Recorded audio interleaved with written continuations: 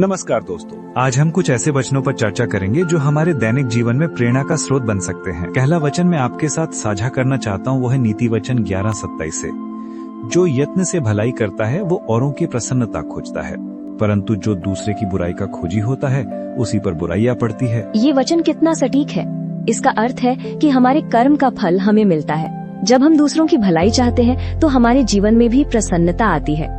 क्या आप अपने जीवन में इसका कोई उदाहरण दे सकते हैं? हाँ बिल्कुल, मैंने अपने जीवन में देखा है कि जब भी मैंने किसी की सहायता की है, चाहे वो छोटी ही क्यों ना हो, मुझे अंदर से एक संतुष्टि मिली है।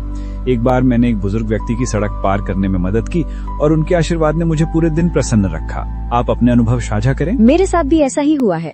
जब मैं अपने आस पड़ोस के बच्चों को पढ़ाती हूँ तो उनकी प्रगति देखकर मुझे अपार खुशी मिलती है। लेकिन इसके विपरीत जब लोग दूसरों के बारे में अच्छा नहीं सोचते तो वे स्वयं भी नकारात्मकता से घिर जाते हैं। बिल्कुल सही। अब हम दूसरा वचन देखते हैं जो यिर्मयाह 29:11 से है।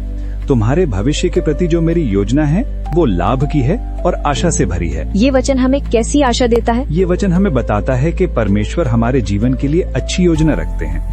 अक्सर जीवन में जब हम चुनौतियों और परेशानियों से गुजरते हैं तो हम निराश हो जाते हैं, लेकिन ये वचन हमें याद दिलाता है कि प्रभु के पास हमारे लिए एक बेहतर योजना है। मुझे याद है जब मैं अपनी नौकरी खो चुका था, मुझे बहुत निराशा हुई थी, लेकिन इस वचन ने मुझे हिम्मत दी और कुछ ही महीनों बाद मुझे एक बेहतर अवसर मिला। आपने कभी ऐसा अनुभव किया है? हाँ, जब मेरी माँ बीमार थी मैं बहुत चिंतित था। इस वचन ने मुझे आशा दी और अब वो स्वस्थ हैं।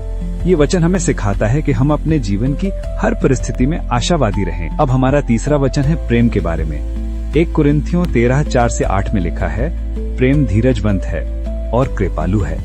प्रेम डाहा नहीं करता, प्रेम अपनी बड़ाई नहीं करता और फूलता नहीं।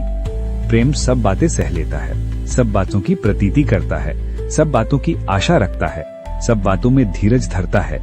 प्रेम कभी टलता नहीं। ये प्रेम का सबसे सुंदर वर्णन है। आज के समय में हम प्रेम को केवल भावनाओं से जोड़ते हैं, लेकिन बाइबल हमें बताती है कि प्रेम एक क्रिया है, एक निर्णय है। प्रेम में धैर्य है, दया है और विश्वास है। हाँ, और इसका व्यावहारिक अर्थ है कि हम अपने परिवार, दोस्तों और यहाँ तक कि अपरिचितों के साथ भी कैसा व्यवहार करते हैं। प्रेम का मतलब है दूसरों की जरूरतों को अपनी जरूरतों से पहले रखना। और जब हम यूहन्ना 3:16 को देखते हैं तो ये कहता है, परमेश्वर ने जगत से ऐसा प्रेम रखा कि उसने अपना इकलौता पुत्र दे दिया, ताकि जो कोई उस पर विश्वास करे वो नाश न हो बल्कि अनंत जीवन पाए।